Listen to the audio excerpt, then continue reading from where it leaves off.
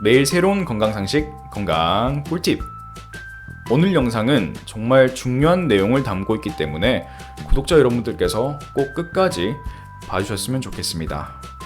국립전파연구소에서 가정집에서 쉽게 발생하는 전자파를 측정해 보았는데요. 일반 냉장고는 전자파 인체 보호 기준에 0.03%, 텔레비전은 0.05% 정도 나왔고 우리가 우려하는 전자레인지의 전자파도 기준치보다 훨씬 낮았습니다. 하지만 스마트폰은 어땠을까요? 스마트폰에는 0.3%의 전자파가 노출되었습니다. 이는 제가 아까 말씀드렸던 냉장고의 10배에 달하는 수치입니다. 휴대전화의 전자파는 국제암연구소가 정한 발암물질에 포함되어 있고요. 그 단계가 과학적으로 명백히 밝혀진 건 아니지만 분명 발암 가능성이 있는 단계입니다. 당연히 조심할 필요가 있는 것이죠.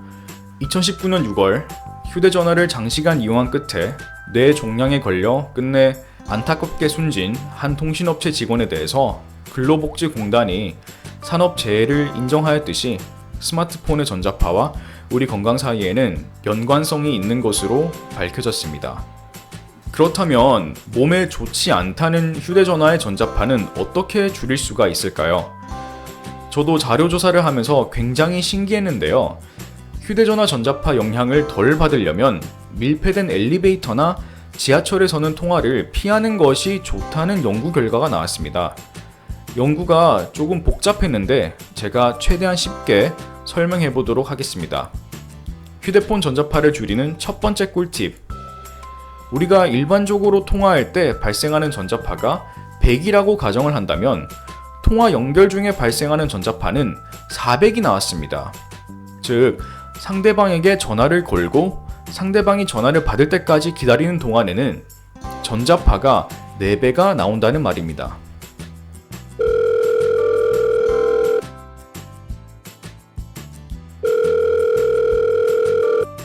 자, 이때는 전자파가 4배가 나옵니다. 전자파의 영향을 조금이라도 덜 받으려면 전화를 걸고 상대방이 받을 때까지 휴대폰을 귀에서 멀리 떨어뜨리는 것이 좋겠습니다. 휴대폰 전자파를 줄이는 두 번째 꿀팁. 이것도 정말 꿀팁입니다. 연구에 따르면 엘리베이터처럼 밀폐된 장소나 지하철처럼 빠르게 이동하는 교통수단을 탔을 때에도 가급적 통화를 하지 않는 게 바람직한 것으로 나타났습니다. 엘리베이터와 같이 밀폐된 곳에서 통화할 때 나오는 전자파는 개방된 공간보다 평균 7배가량 전자파가 강해지는 것으로 확인되었고요. 지하철같이 빠른 속도로 이동 중인 곳에서 통화할 때 발생하는 전자파는 우리가 움직이지 않고 있는 상태보다 평균 5배가량 높은 것으로 확인이 되었습니다. 국립환경과학원 관계자는 밀폐된 장소에서는 전파 수신이 어려워 기기 출력이 증가하고 빠른 속도로 이동할 때는 휴대폰이 가장 가까운 기지국을 수시로 검색하기 때문에 전자파 강도가 강력해진다고 분석했습니다. 또 가급적이면 엘리베이터나 지하철을 탔을 때에는 전화를 오래 하지 않는 것이 바람직하다고 말했습니다. 아까도 말씀드렸지만 휴대폰에서 발생하는 전자파는 세계보건기구 산하 국제암연구소가 2011년 5월 발암 유발 가능 물질로 분류한 바가 있고요.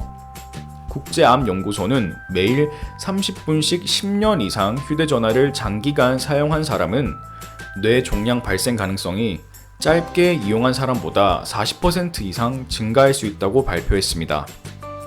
현대인들에게 휴대폰은 없어서는 안 될 필수품이 되었습니다. 아니, 어떻게 휴대폰을 안 쓰고 살 수 있냐? 저도 그 말에 동의합니다. 하지만 우리가 평소에 노출되는 전자파의 양을 줄일 수 있는 방법들이 있으니 이를 적극 활용하여서 건강한 습관을 만드는 것이 꼭 필요하다고 생각합니다. 오늘은 이렇게 휴대폰의 전자파가 얼마나 위험한지, 그리고 이 전자파를 어떻게 줄일 수 있는지 건강한 꿀팁들을 알아보았습니다. 똑같은 전화인데도 어디서 어떻게 하는지에 따라서 전자파가 달라지는구나. 저도 참 영상을 만들면서 섬뜩하고 신기하였습니다. 오늘 영상이 유익하셨다면 건강 꿀팁을 꼭 구독해 주시길 바랍니다. 마지막으로 사랑하는 가족과 지인들에게 영상을 공유하셔서 오늘의 내용을 알려드리는 것은 어떨까요? 저는 내일도 유익한 영상으로 찾아뵙도록 하겠습니다. 오늘 시청해 주셔서 감사합니다. 내일 뵙겠습니다. 안녕.